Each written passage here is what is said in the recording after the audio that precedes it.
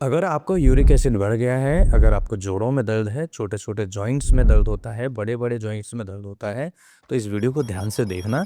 आज की इस वीडियो में आपको बताऊँगा प्रॉपर तरीके से कि जड़ से यूरिक एसिड को क्या ठीक किया जा सकता है। आखिर यूरिक एसिड बढ़ने के पीछे कारण क्या है? यूरिक एसिड क्यों बढ़ता है? यूरिक एसिड को कैसे कंट्रोल किया जा सकता है?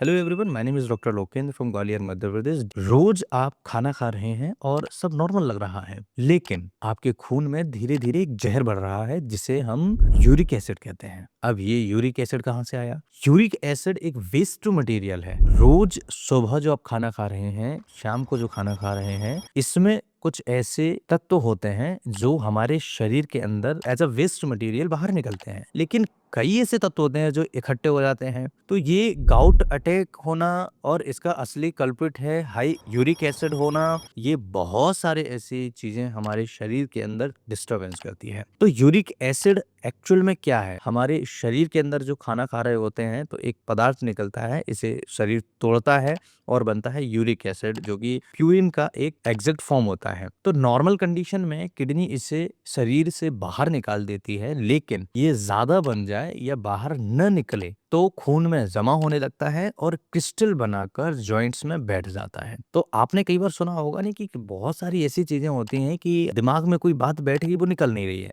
हम कहते हैं ना कि दिमाग में उसने घर कर लिया है, वो उस बात को पकड़ के बैठ गया है।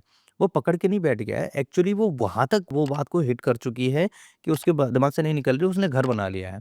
इसी प्रकार से यूरिक एसिड भी हमारे जॉइंट्स के अंदर, जॉइंट्स के आसपास जाकर के घर बना लेता है, बैठ जाता है तसल्ली से कि भाई तुमको जो करना है वो करो, मैं तो बैठ गया। अब जॉइंट के आसपास, जॉइंट के बीच में जाके जब बैठेगा तो कई सारी समस्याएं पैदा करेगा। इसके कुछ रीजन है, कुछ ऐसे कारण है जिसकी वजह से हाई यूरिक एसिड होता है। सबसे पहला गलत खान पान, यानी non veg, red meat, organ meat, ये यूरिक एसिड का फैक्ट्री है। तो इनके अंदर यूरिक एसिड ज्यादा पाया जाता है। तो ऐसे लोग जो नॉन वेजिटेरियन है या जो लोग बहुत ज्यादा मीट खाते हैं, तो ऐसे लोगों में यूरिक एसिड ज्यादा बढ़ता है। दूसरा, अल्कोहल वियर डबल अटैक करता है। ये प्रोडक्शन बढ़ा देता है यूरिक एसिड का और निकलना कम कर देता है। तो समझ लीजिए कि कितना रिस्की होगा। बनाना भी ज़्यादा कर दिया और निकलने भी नहीं दे रहा है, तो समझने वाली बात है कि बहुत समस्या पैदा करेगा। और तीसरा कारण होता है कोल्ड ड्रिंक्स या शुगर, यानी कोल्ड ड्रिंक्स जो स्लो पॉइजन है और फ्रक्टोज यूरिक एसिड को शूट कर देता है। तो समझने की बात यह है कि अगर कोल्ड ड्रिंक्स आप ले रहे हैं तो ये बढ़ना है, कम नहीं होगा। चौथा कारण है मोटापा। जितना ज्यादा फैट उतना ज्यादा यूरिक एसिड। तो फैट जितना ज्यादा बढ़ता चला जाएगा, उसकी वजह से यूरिक एसिड भी शरीर के अंदर उतना बढ़ता चला जाएगा। इसलिए वेट कंट्रोल करिए। पांचवा कारण होता है किडनी प्रॉब्लम्स। अगर किडनी स्लो है, यूरिक एसिड जमा होना तय है। किडनी अच्छे से काम नहीं कर रही है, किडनी फंक्शन नहीं कर रही है, किडनी बाहर नहीं निकाल पा रही है, तो यूरिक एसिड कहाँ जाएगा भैया?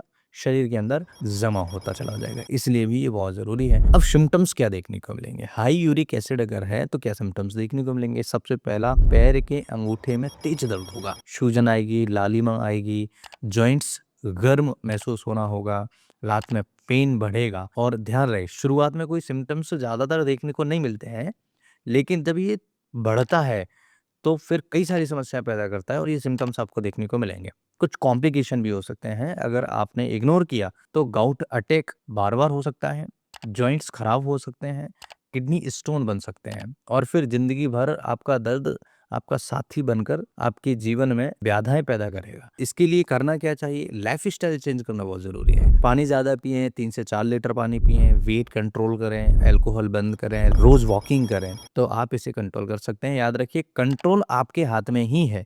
अगर आपने सही तरीके से कर लिया तो कई सारी बीमारियों को कंट्रोल कर सकते हैं। अब बात करें कि होम्योपैथिक मेडिसिन कौन सी हैं। हाई यूरिक एसिड कम करने के लिए होम्योपैथिक मेडिसिन कौन से हैं? सबसे पहला, बेंजोइक एसिड। अब सबसे इंपॉर्टेंट रेमेडी है। क्यों? क्योंकि हाई यूरिक एसिड को कंट्रोल करता है। जिनका हाई यूरिक एसिड है उनको दे सकते हैं।